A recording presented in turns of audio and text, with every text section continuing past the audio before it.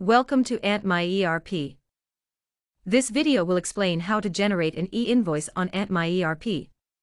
To generate an invoice, first set up the invoice. To set up, go to the settings on the left-hand side.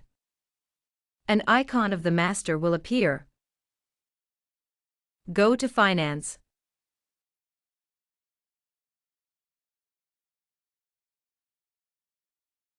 All the branches that have been created in the system will be shown here.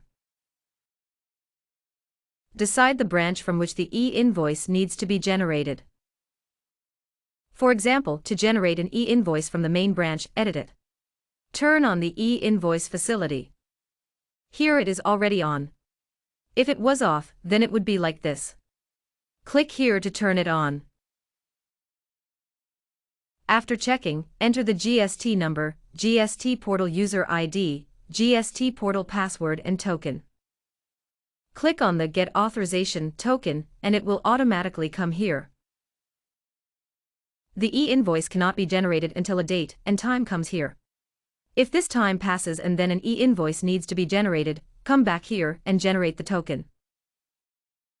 Update it and the e-invoice is set up here. After the e-invoice is set up, the most compulsory thing for the e-invoice is to match the data properly. The address of the company and its name needs as per the GST certificate. There should not be a single difference. Because if there is a dot difference, the GST portal will reject it and will not let you generate the invoice. So here is the address of the company.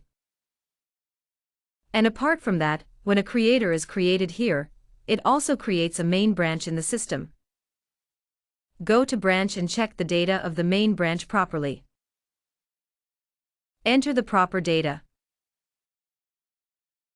There should not be a single dot difference. Because if there is a dot difference, the system will give an error. All this setup is done. Now the invoice has to be generated. It has already been created but needs to be converted into an e-invoice. Accept the invoice that has been generated through the system. Its invoice number has been generated. For example, this was the sales invoice, and it can be seen here that it has been auto-generated or manually generated. Go to the action here and click on Generate e-invoice. The option to view it appears.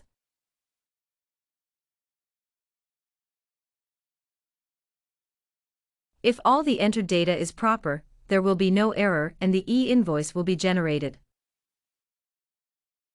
If the data is not proper, then it will show an error here again and again as it is connected to the GST portal.